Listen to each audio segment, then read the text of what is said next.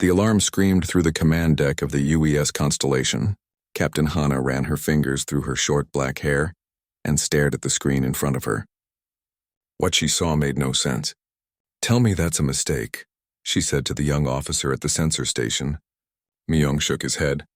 His hands moved quickly over the controls, checking the data again and again. "No mistake, Captain. It's real. Something just ate Mining Station 12.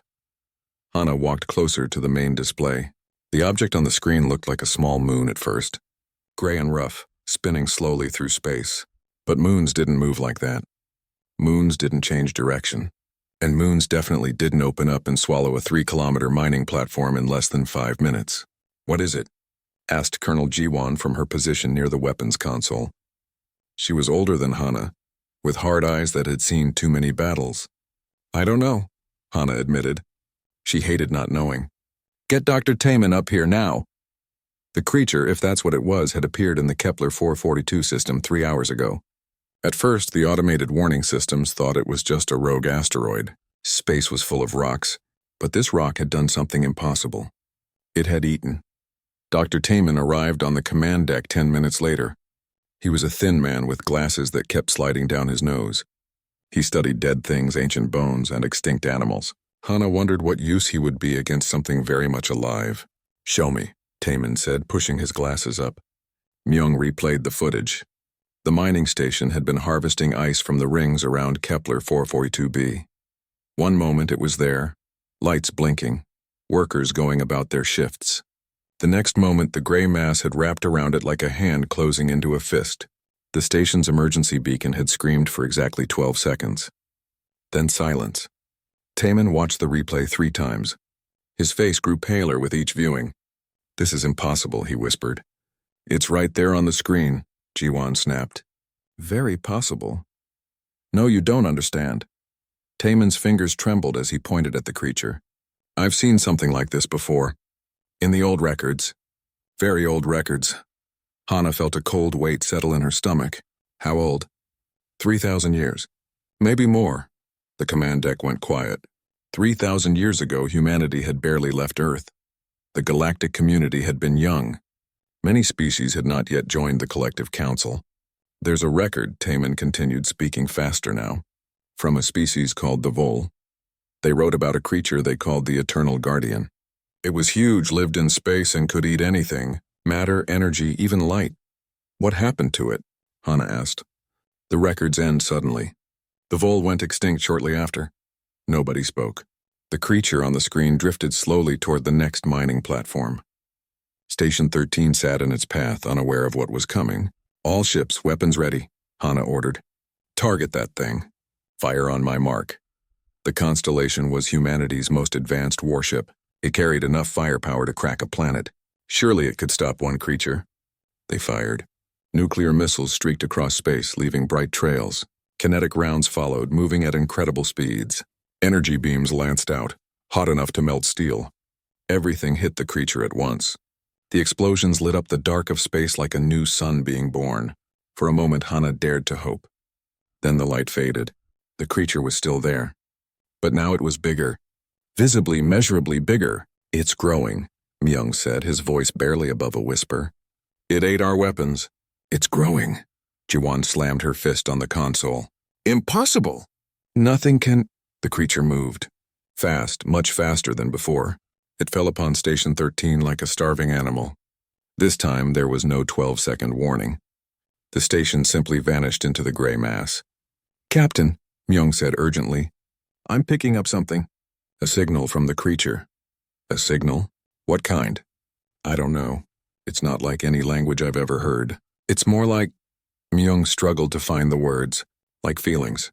Emotions broadcast into space." Hana moved to Myung's station. She could see the waveform on his screen, pulsing in complex patterns. It looked almost like a heartbeat. "What's it feeling?" she asked. Myung closed his eyes, trying to interpret the data. "Anger, no, not anger. Something else. Loss, searching? I can't tell for sure." Over the next 6 hours, they watched the creature consume 2 more mining stations and a small cargo ship. Each time it ate, it grew. Each time they attacked, it absorbed their weapons and grew even more. The collective council called for an emergency meeting. 18 species, all arguing about what to do. The humans wanted to study it. The Korvax wanted to flee. The Talveni wanted to use their ancient world-killer weapon. While they argued, the creature moved. Its path took it through 3 more star systems. Whole colonies went silent. Millions died. Hana studied the creature's movements with Taman. Something bothered her about its path. "It's not random," she said, pointing at the star map. "Look, it's following a pattern." Taman adjusted his glasses and leaned closer. "You're right. It's moving in a specific direction, deliberately. Toward what? I don't know. But it's ignoring some worlds completely. A colony here, an outpost there. It passes right by them. Then it destroys others without slowing down." Myung joined them, bringing more data. "I've been analyzing the signal. There's a pattern in that too. The creature is broadcasting in a specific direction, like it's calling out to something, or looking for something," Hana said quietly. Jiwon approached them, her face grim. "The council has made its decision. The creature is moving toward New Busan. 2 billion people live there. We have orders to stop it at any cost." "We can't stop it," Hana said. "We've tried. It only makes it stronger. Then we evacuate and abandon the colony. 2 billion people? In how much time?" "The creature will be there in less than 2 days." Jiwon had no answer for that. Hana made a decision then, one that might end her career or save billions of lives. "We're going to follow it. Not fight it. Follow it." "Are you insane?" Jiwon demanded. "That thing has killed millions. And it will kill billions more if we don't understand what it wants." "Taman, you said the old records mentioned something about the Guardian. What else did they say?" Taman pulled up the ancient files on his tablet. His hand shook as he scrolled through the text. "Not much. The Vol called it a Guardian, but they also wrote about a keeper in sacred ground. The last entry mentions a promise made, but the data is corrupted after that." "A promise to guard something," Hana said. "That's why it's searching. That's why it's destroying everything in its path. Something broke the promise." "That's a big assumption," Jiwon warned. "Do you have a better idea?" "Nobody did." Hana turned to her crew. "Set course to follow the creature. Stay out of weapons range, but don't lose it. Myung, keep monitoring that signal. Taman, find everything you can about the Vol and their Guardian. I want to know what we're dealing with." "And if the council orders us to engage?" Jiwon asked. Hana looked at the screen, at the growing mass of the creature as it moved through space like a force of nature. "Then I'll deal with the council. Right now, that thing is heading somewhere specific. I want to know where and why before billions more people die."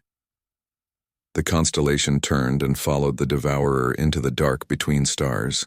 Behind them, the collective council screamed orders over the comm channels. Ahead of them, the creature that had once been called the Eternal Guardian continued its search, growing larger with each world it consumed, broadcasting its signal of loss and longing into the empty void. The constellation followed the creature for 3 days. In that time, it destroyed 4 more colonies. Each time, Hana ordered her ship to hold position and watch. Each time, she felt the weight of those deaths on her shoulders. Jiwon stopped speaking to her after the second colony died. The crew whispered in the corridors, questioning their captain's sanity. Only Taman and Myung seemed to understand what Hana was trying to do. "There's a pattern," Myung insisted during a late-night meeting in Hana's quarters. He spread his data across her desk, pointing at the star charts. "Look, the creature destroyed Colony 7, but it flew right past Colony 8. Colony 8 was bigger, had more people, more resources, but it ignored it completely." Taman nodded, adding his own research. "And here at the Talveni mining complex. The creature consumed the main facility but left the worker housing untouched. It could have eaten everything, but it didn't." Hana studied the patterns. "It's being selective." "Exactly," Taman said. "Whatever it's looking for, it's not finding it in these places. So it destroys them out of rage or frustration and moves on." "That doesn't make it better," Hana said quietly. "People are still dying, I know. But if we can figure out what it wants, maybe we can lead it away from populated areas." Over the next week, Myung made progress with the creature's signal. He worked 18-hour shifts, barely sleeping, living on coffee and determination. Finally, he called Hana to his station in the middle of the night. "I've decoded part of it," he said. His eyes were red from exhaustion, but he was smiling. "It's not a language." "Not exactly. It's emotional broadcasting.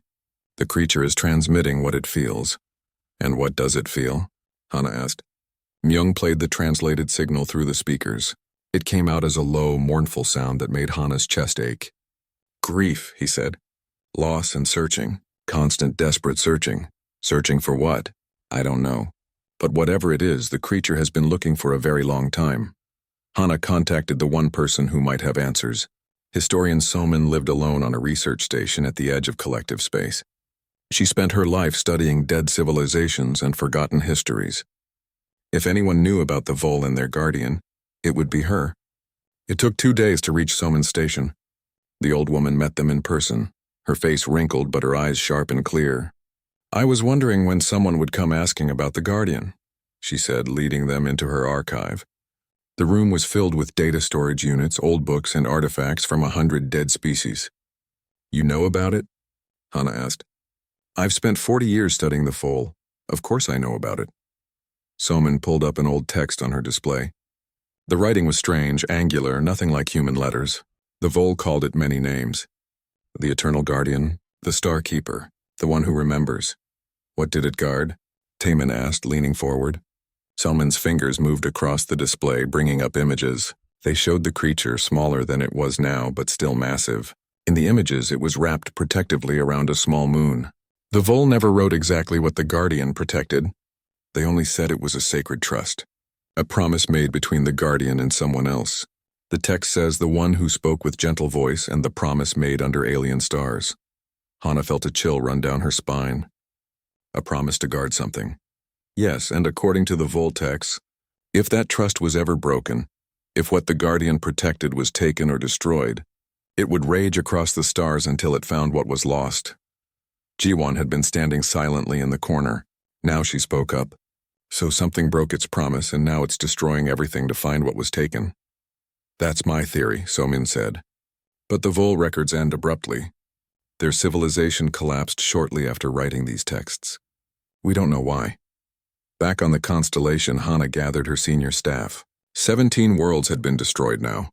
The death toll was in the billions. The collective council was screaming for action, threatening to remove Hana from command. We need to make a decision, Jiwon said. She looked tired, older than her years. The council is right. We can't just keep following this thing while it kills everyone in its path. What do you suggest? Hana asked. I've received classified orders. The council has authorized the use of a weapon. It's experimental, designed to collapse space itself. It will kill the creature, but it will also destroy everything within a light-year radius. That's insane, Taman protested. There are colonies in this region. They'll be evacuated first, Jiwon said. Hana, I know you want to understand this thing, but we're running out of time. The creature is heading toward the core worlds now. If it reaches Earth. Hana didn't need her to finish that sentence. Earth, the human homeworld, held 10 billion people. Losing Earth would break humanity forever. How long do we have? Hana asked. The weapon will be in position in 6 days. After that, the council will fire whether we've evacuated or not. Myung suddenly stood up from his station. Captain, the creature just changed course. Everyone turned to look at the main display. The creature had been moving steadily toward the core worlds, but now it had turned sharply. Its new heading took it away from populated space toward the outer rim. Where's it going? Hana demanded. Myung's fingers flew across his controls. Running the calculations now. At its current speed and trajectory, it's heading toward Sector 15, the dead zone. There's nothing out there, Jiwon said. No colonies, no resources, nothing worth protecting. Taman was already searching through the database. Wait, there is something. An old survey marker from 300 years ago. A world designated LV-229. The survey team marked it as unsuitable for colonization. Too cold, thin atmosphere, no resources. Why would the creature go there? Hana wondered aloud. Only one way to find out, Myung said. Hana made her decision. We follow it. If the creature is heading to this dead world, there must be a reason. Maybe we'll find our answers there. And if we don't, Jiwon asked, then we've lost nothing but time. The journey to LV-229 took 4 days. The creature moved faster now as if it sensed its destination was close. The signal it broadcast changed too. The grief and anger were still there, but now there was something else. Hope, maybe, or anticipation. On the 4th day, they entered the system. LV-229 hung in space like a gray pearl.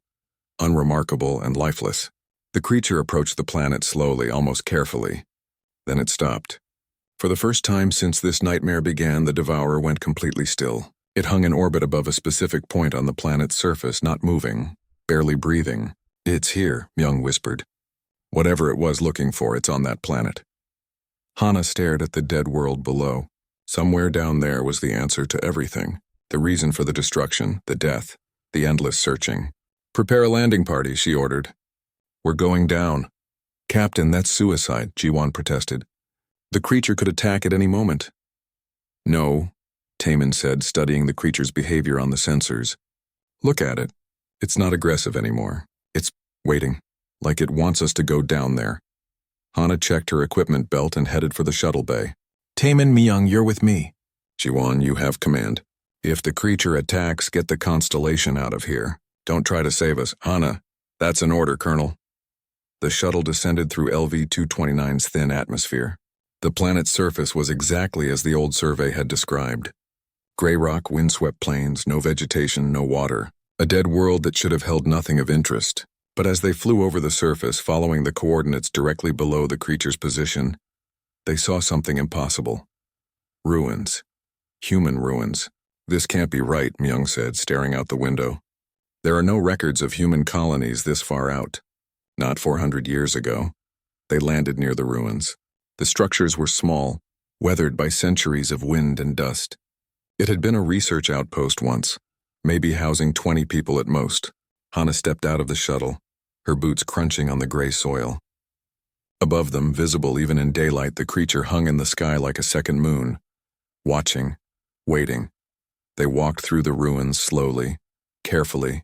Most of the equipment had been stripped away long ago, probably by salvage crews. But in the center of the outpost, protected from the wind by fallen walls, they found something that made Hana's heart stop. A grave.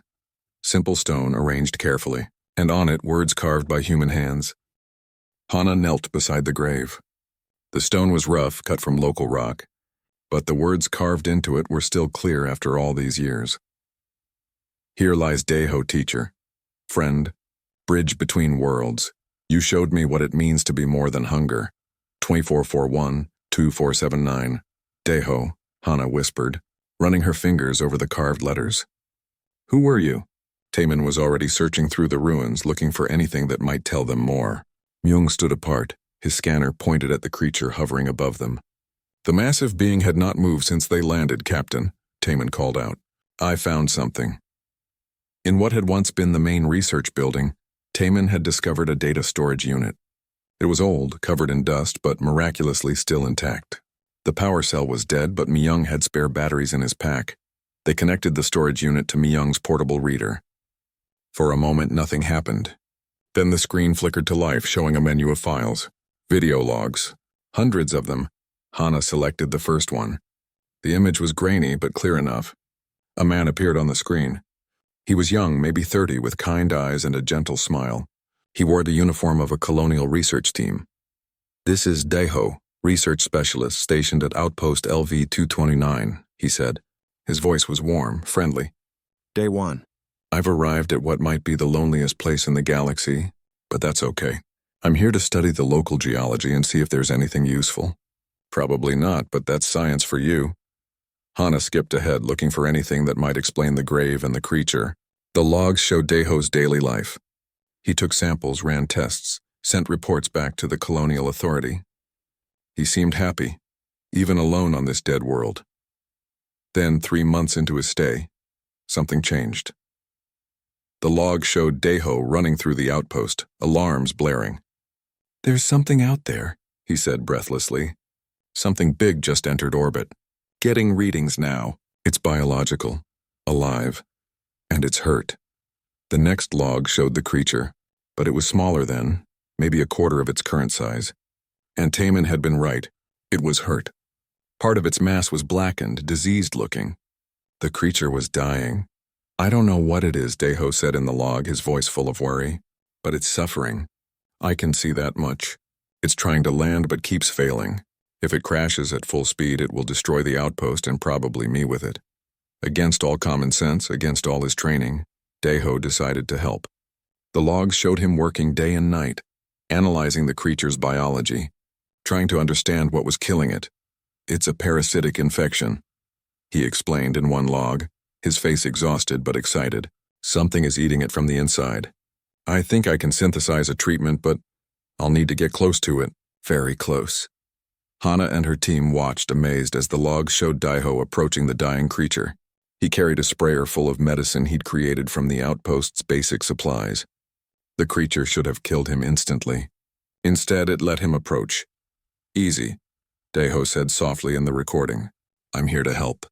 I promise, the treatment worked. Over the course of several weeks, the creature began to heal. The blackened parts of its body fell away, replaced by healthy tissue. It grew stronger, more active, and something impossible began to happen. The log showed Daiho building a device, something cobbled together from research equipment and spare parts. I think I can communicate with it, he said, his eyes bright with possibility. If I can create a neural interface, translate its thoughts into something I can understand. It took him 2 months, but he did it. The log showed the moment of first contact. Daiho sat in front of the creature, the neural interface attached to his head. His face showed concentration, then shock, then wonder. It's lonely, he whispered. So incredibly lonely. It's the last of its kind, the last guardian. All the others are gone. Over the following months, the logs documented something that should have been impossible, a friendship between a human and a cosmic horror. Daiho spent hours each day with the creature, learning its language, sharing his own stories.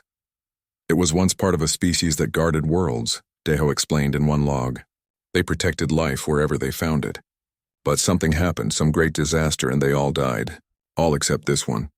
It's been alone for thousands of years, just drifting through space, hungry and purposeless. In another log, Daiho showed the creature images of Earth, forests and oceans, cities full of people, children playing in parks. This is where I'm from, he told the creature. This is what I protect. Not because I have to, but because I love it. That's what guardianship means. It's not about power or duty. It's about love. The log showed the creature changing. It began to understand. With Daiho's guidance, it learned that it could be more than just hunger, more than just survival. It could have purpose again. Years passed in the logs. Daiho grew older. His hair turned gray, but he never left the outpost, never abandoned his friend. I could go back, he said in one late log. My tour of duty ended years ago. But what would I be going back to? An apartment on some crowded station? A job analyzing data? Here I have something more important. I have a friend who needs me. The final logs were hard to watch. Daiho was old now, sick. His hands shook as he recorded his last message. I'm dying, he said simply. It's okay. I've had a good life, better than I deserved. I got to make a real difference. I got to show a creature that had lost all hope that kindness still exists in the universe. He looked directly at the camera, his eyes wet with tears. To whoever finds this, my friend will guard my grave. That's what guardians do. They protect what they love. Please, I'm begging you, let it rest. Let us both rest. We found peace here. Don't take that away. The log ended. The screen went dark. Hana sat in silence, processing what they had just seen. Taemin was wiping his eyes. Even Myung looked shaken. He died here, Hana said. 400 years ago. Alone except for that creature. Not alone, Taemin corrected. He had a friend. Myung checked his scanner. Captain, I'm detecting something. The grave. Something's wrong with it. They went back outside. In the daylight, it was easier to see what Myung meant. The stones around the grave showed signs of disturbance. Someone had dug here recently, within the last century or two. Someone disturbed the grave, Hana realized with growing horror. Someone came here and took something. Taemin searched the area carefully. He found more evidence. Tool marks on the stone. Traces of a landing pad where a ship had set down. Someone had come to this forgotten world, found Daiho's grave, and stolen from it. That's what the creature was searching for, Myung said. Not the grave itself. Whatever was taken from it. Above them, the creature suddenly moved. For the first time since they landed, it descended. The massive being came down slowly, carefully, until it hovered just above the outpost. Hana's hand went to her weapon, but Taemin grabbed her arm. Don't look at it. The creature wasn't attacking. It was settling around the grave like a living mountain, curling its bulk protectively around Daiho's final resting place. The signal it broadcast changed. The grief was still there, but now it was mixed with something else. Relief. It was home. "It's been searching for 400 years, Hana said quietly. When someone disturbed the grave, it woke up. It went looking for what was taken. And everything that got in its way, it destroyed." Jiwon's voice came over the comm. She had been listening from the constellation. 17 worlds. Billions dead. Because someone robbed a grave. Hana looked up at the creature. This close, she could see details that the sensors had missed. Scars across its surface, old wounds that had healed. Evidence of battles fought long ago in defense of worlds now forgotten. "It's not a monster," she said.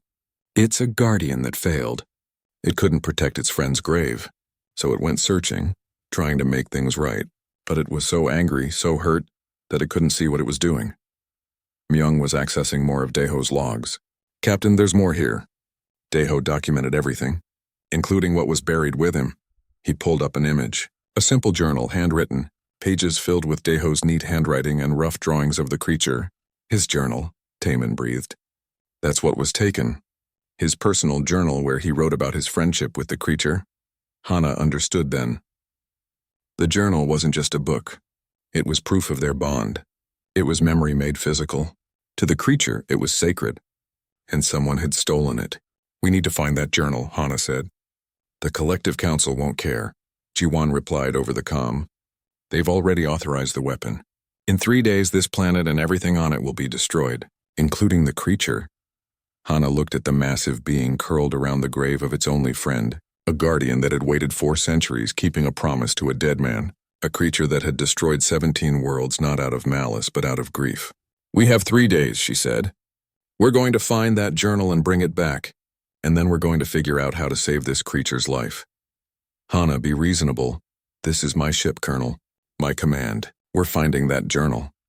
She took one last look at Daeho's grave.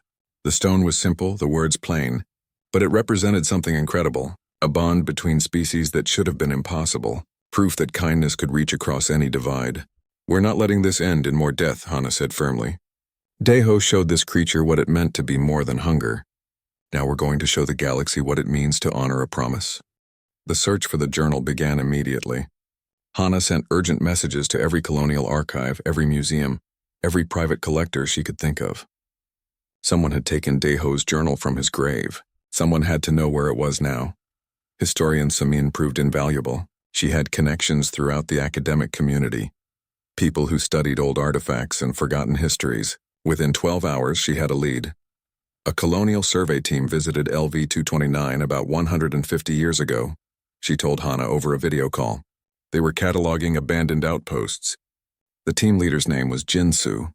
He's long dead, but his family is still around. They have a collection of artifacts from his expeditions. Where? Hana demanded. A core world. Probably in some private collection now. I'm tracking it down. Time was running out. The Collective Council's weapon was already being moved into position. Automated dreadnoughts, each carrying enough firepower to crack a planet, were converging on LV-229. In less than 3 days, they would fire. The Council sent message after message ordering Hana to withdraw. She ignored them all. Jiwon confronted her in the command deck. You're destroying your career for this. You know that, right? I know, Hana said, and probably your crew's careers too. We're all going to be court-martialed for disobeying direct orders. I know that too. Jiwon was quiet for a moment. Then she said, My brother died keeping a promise. Stupid promise too. He went back into a burning station to save some kid's pet. The station collapsed, he died, but he kept his promise. Hana turned to look at her. I always thought it was pointless, Jiwon continued. What good is a promise if you're dead? But watching those logs of Daeho and that creature, I think I understand now. Promises matter, even when keeping them costs everything. Does that mean you're with me? I'm with you, Jiwon said. But Hana, even if we find the journal, even if we return it, what then? That creature killed billions. The families of the dead, they want justice. Can we really ask them to forgive? Hana had no answer for that. Young found more information in Daeho's logs. The journal wasn't just a diary. Daeho had written down everything he learned about the creature. Its biology, its psychology, its history. But more than that, he had written about their friendship. Their conversations, their shared moments, their understanding of each other. To the creature, this journal is Daeho, Myung explained. It's all that's left of him. Losing it would be like losing Daeho all over again. Taemin had been studying the creature from a distance. It's not eating anymore. Since it found the grave, it hasn't consumed anything, not even energy from the sun. It's just waiting. Waiting for what? Hana asked. For us to make this right. Or for death. I think at this point it doesn't care which. On the second day, Somin called back. I found it. The journal. It's in a private collection on New Seoul. A man named Kwan bought it 20 years ago. He collects old colonial artifacts. Get me his contact information, Hana said. 20 minutes later, she was talking to Kwan over video call. He was an elderly man, wealthy and clearly proud of his collection. Daeho's journal? He said, yes, I have it. Fascinating piece. The handwriting alone is worth the price I paid.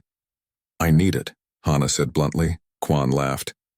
My dear Captain, that journal is priceless. I'm not selling it. People are going to die if you don't. That's not my problem. Hana felt her temper rising but forced it down. What would it take? Money? Access to other artifacts? Name your price. There is no price, Kwan said. I spent half my life building this collection. I'm not giving up pieces of it just because you ask nicely. The call ended. Hana stared at the blank screen, feeling helpless. So what do we do? Myung asked. We steal it, Jiwon said. Everyone turned to look at her. What, the man won't sell it? We can't let billions more die because one collector is stubborn. We go to New Seoul and take it. That's illegal, Taemin protested. So is disobeying the collective council, Jiwon pointed out. We're already in enough trouble. What's one more crime? Hana thought about it. Every moment they wasted, the dreadnoughts got closer to LV-229. The creature waited by its friend's grave, unaware that death was coming. Do it, she said, but carefully. I don't want anyone hurt. Jiwon took a small team to New Seoul. They went in disguise using fake identities. Kwan's mansion was heavily guarded, but Jiwon had been breaking into secure facilities her whole career. They got in, found the journal in a climate-controlled display case, and got out. The whole operation took less than an hour.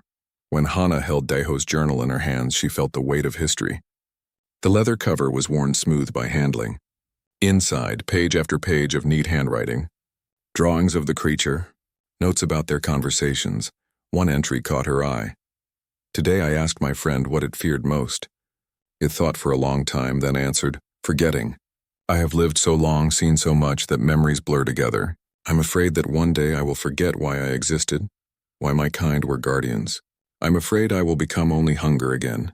I told it I would help it remember. I would write everything down. This journal will be my promise. As long as these words exist, it will never forget. Hana closed the journal carefully. Now she understood why the creature had raged across the galaxy. Without the journal, without Daeho's words, it was forgetting, losing itself, becoming nothing but hunger again. They had the journal. Now they had to decide what to do with it. The collective council called an emergency session. Hana was required to attend either in person or by video. She chose video, broadcasting from the constellation's command deck. 18 species filled the council chamber, all of them angry. The human representative stood to speak first. Captain Hana, you have disobeyed direct orders. You have stolen private property. You have endangered lives by delaying the destruction of the creature. What do you have to say for yourself? Hana stood straight, facing the council. I have the answer to why the creature attacked. She told them everything.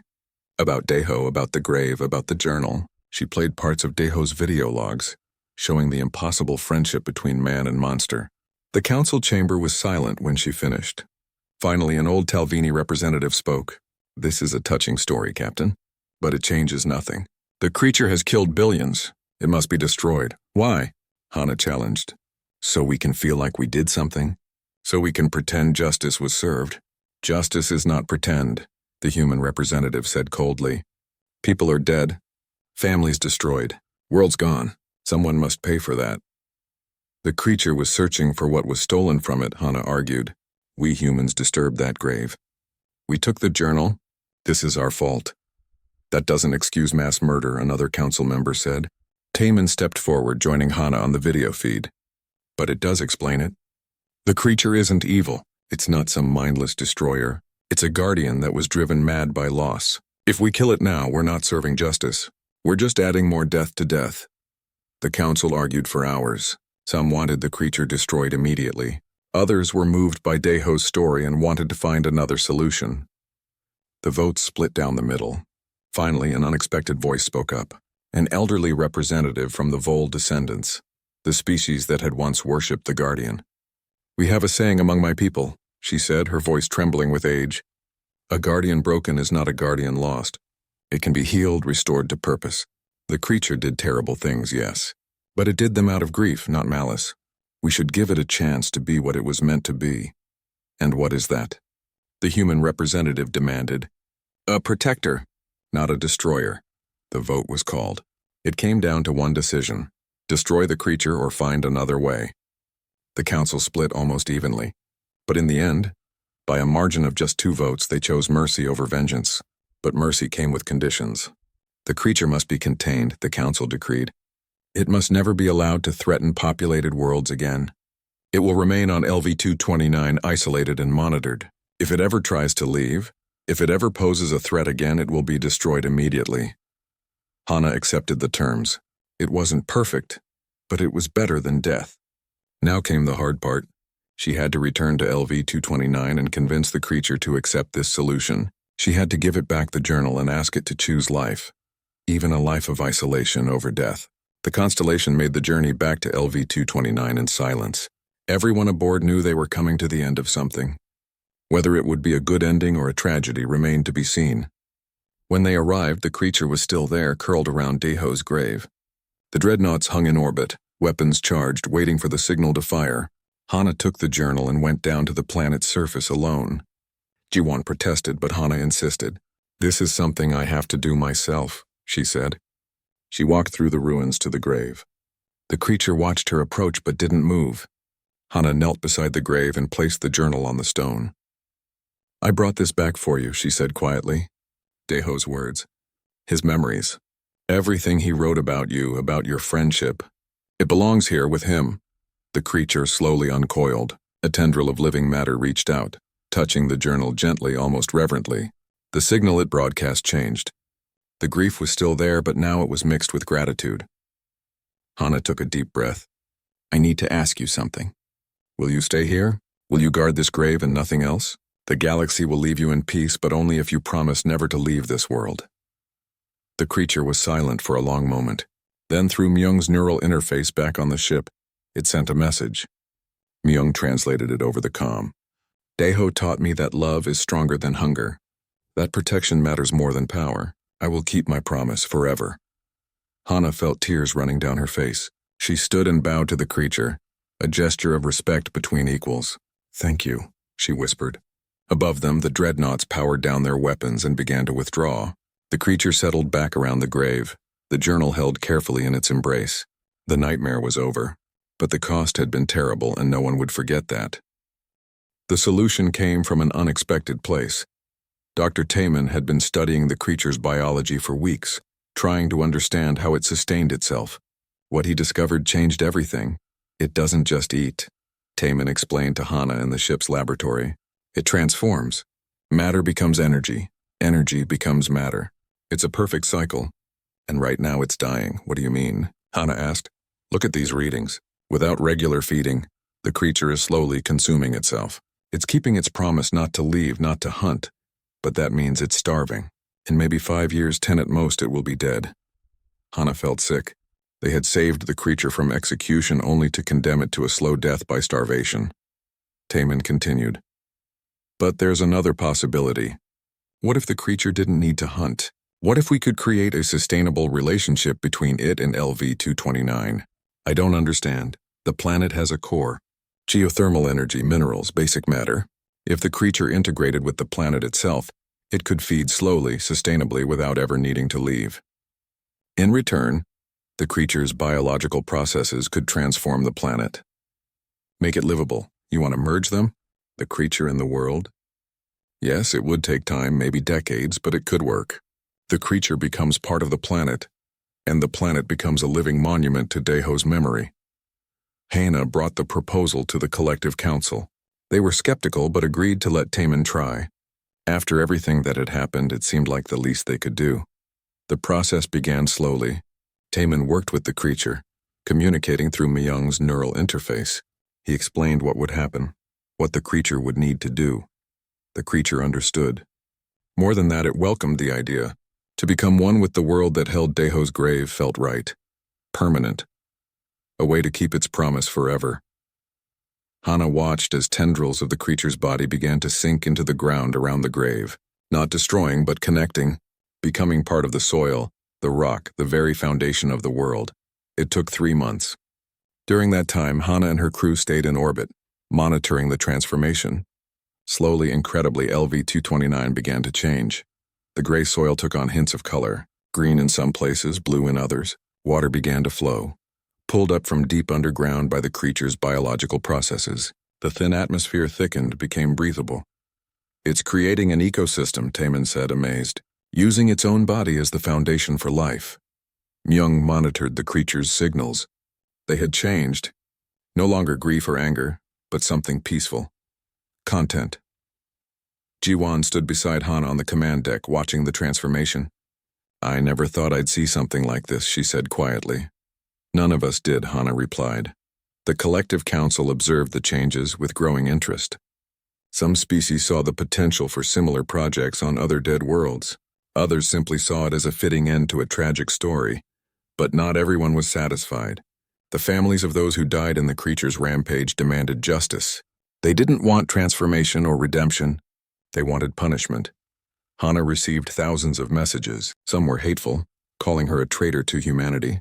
Others were heartbroken, asking how she could protect the thing that killed their loved ones. One message in particular stayed with her.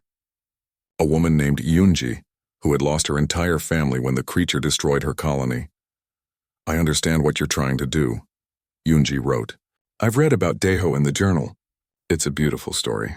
But my children are still dead. My husband is still dead. How do I forgive that? How do I move on knowing their killer is being treated with kindness?" Hana didn't have an answer. She wrote back anyway, trying to explain. Justice and mercy, punishment and redemption. Sometimes there were no good answers, only choices that left everyone unsatisfied. 6 months after the transformation began, Hana returned to LV-229's surface. She wanted to see the changes for herself. The difference was breathtaking. Where there had been gray rock, now there were patches of grass. Not earthgrass, but something similar, created by the creature's biological processes. Small pools of water dotted the landscape, clear and clean. And at the center of it all, Daeho's grave remained untouched. The stone marker stood exactly as it had been, but now it was surrounded by flowers. Strange, alien flowers that glowed softly in the dim light. Hana knelt beside the grave just as she had months ago when she first returned the journal. "I hope you'd be proud of this," she said to Daeho's memory. "Your friend is keeping its promise, just like you taught it to." The ground beneath her feet felt warm, alive. The creature was there all around her, but no longer as a separate being. It had become part of the world itself. Through Myung's interface, the creature sent a message. Simple, clear, "Thank you." Years passed. LV-229 continued to transform. Scientists came to study the process. Artists came to capture its beauty. And pilgrims came to pay respects to both Daeho and the Guardian. The world was officially renamed. Some wanted to call it New Daeho. Others suggested Guardian's Rest. In the end, they compromised. It became known as the Garden of Stars. Captain Hana retired from military service 2 years after the transformation began. The controversy never fully died down, but she made her peace with her decisions. She had chosen mercy over vengeance, understanding over hate. Not everyone agreed with that choice, and she accepted that. She settled on a quiet colony world, wrote her memoirs, and lived a simple life. But once a year, every year, she returned to the Garden of Stars. 20 years after the transformation, Hana made her annual pilgrimage. She was older now, her hair fully gray, her movements slower. But she still made the journey. The garden had become a paradise. Trees grew tall, their leaves shimmering with colors that didn't exist in nature. Rivers ran clear and pure. Animals had been introduced, species from across the galaxy that thrived in the unique ecosystem. But the grave remained simple, exactly as Daeho had made it. The only addition was a plaque placed there by the collective council. "Here lies Daeho, who taught the universe that compassion knows no species, and the eternal guardian." who learned that some promises are worth keeping forever. Hana placed fresh flowers at the grave, as she did every year. Earth flowers grown in the garden's soil, the creature had made that possible, had learned to support life from her homeworld just as it supported life from countless other worlds. "I've been reading your journal," Hana said, speaking to both Deho and the creature. "Taman finally convinced the council to make it public. People are learning about you, about what you taught each other." A gentle breeze blew across the grave, though the day had been still moments before. The creature's way of acknowledging her presence. "Some people still hate the Guardian," Hana continued. "They can't forgive what happened. And that's okay. Grief doesn't have a timeline, but others see this place and understand. They understand that even the most terrible actions can come from pain, not evil. That healing is possible even after unimaginable loss." She sat quietly for a while, enjoying the peace of the garden. Other pilgrims moved through the area, some praying, some just experiencing the beauty. The garden had become a place of healing for many species, not just humans. Before leaving, Hana made one final stop. A museum had been built near the old outpost, preserving Deho's research station exactly as it had been. Visitors could walk through the rooms where Deho had lived, see the equipment he used to save the creature's life. The video logs played on a loop in one room. New visitors often stopped and watched, seeing the friendship develop between man and monster. Many left in tears. Hana watched a young family looking at the displays. 2 parents and a small child, maybe 6 years old. The child pressed her face against the glass, looking at Deho's old neural interface. "Did it really work?" the child asked her parents. "Could he really talk to that big scary thing?" "It wasn't scary to him," the father said gently. "He saw past the outside, saw the person inside. That's what made him special." The mother added, "And that's why we come here, sweetheart, to remember that kindness matters, even when it's hard, even when it costs us something." Hana smiled, feeling a warmth in her chest. Maybe that was enough. Maybe teaching that lesson to new generations was worth all the pain and controversy. She left the museum and walked back to her ship. As she flew away from the Garden of Stars, she looked down at the transformed world.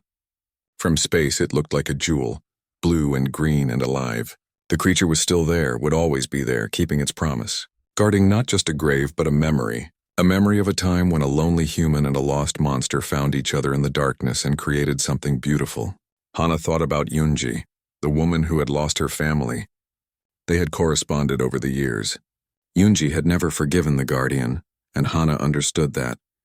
But in her last message, Yunji had written something that gave Hana hope. "I took my grandchildren to the garden last month," Yunji wrote. "They loved it. They played in the rivers, picked the strange flowers, laughed under alien trees. And I realized something. The Guardian took my family from me. Nothing will ever make that right. But it's also creating beauty now, giving life instead of taking it. My grandchildren will grow up in a galaxy that has the Garden of Stars. That has to count for something." Yes, Hana thought. It counted for a lot. 50 years after the transformation, Hana made her final visit to the garden. She was old now, her body failing. But she insisted on making the journey one last time. Taman came with her. He was old too, his hands shaky, his eyesight fading, but his mind was sharp as ever. "It's still growing," he said, studying his scanner readings. "The ecosystem is more complex than when we started. The creature is learning, adapting, creating new forms of life." They sat together by the grave, 2 old friends who had witnessed something impossible. "Do you think he knows?" Hana asked. "Deho, do you think he knows what happened here?" Taman smiled. "I'd like to think so. Somewhere, somehow, he knows that his friend kept its promise. That love really was stronger than hunger." Hana died 3 months later. In her will, she asked to be cremated and her ashes scattered in the Garden of Stars. Her family honored that request. On the day of the ceremony, something remarkable happened. As her ashes were released into the wind, the entire garden seemed to glow. Every flower, every tree, every blade of grass pulsed with soft light. It lasted only a moment, but everyone present saw it. The creature was saying goodbye. A century after the transformation, the Garden of Stars was one of the most visited places in the galaxy. Billions of beings from hundreds of species made the pilgrimage. They came to see the beauty, to learn the history, but mostly to remember. Remember that friendship could cross any divide, that promises mattered, that even the darkest stories could have light at their ending. Deho's grave remained simple, just as he would have wanted. But now it was surrounded by others. Hana's memorial stone stood nearby. Taemin's was there too. Myung, Jiwon, Somin, all those who had helped turn tragedy into hope. And beneath it all, part of the living world itself, the eternal guardian kept its vigil, no longer a creature of hunger and destruction, but a keeper of memories, a gardener of life. The journal remained sealed in a protective case, available for anyone to read. Deho's handwriting, his thoughts, his love for a being that should have been impossible to love. It had become one of the most important documents in galactic history. On the last page, Deho had written his final words. "If you're reading this, I'm gone. But I'm not sad. I've lived a life that mattered. I've proven that understanding can bridge any gap, that compassion has no limits. My friend will guard this place long after I'm dust. That's not a burden to it. It's a gift. The gift of purpose, of meaning, of love that extends beyond death. Take care of each other, whoever you are. That's what we're here for. That's what makes us more than just biology and instinct. We're here to care." And so the Guardian cared, forever keeping its promise to a friend who had shown it what it meant to be more than hunger, more than power, more than survival. To be love itself, transformed into a living world.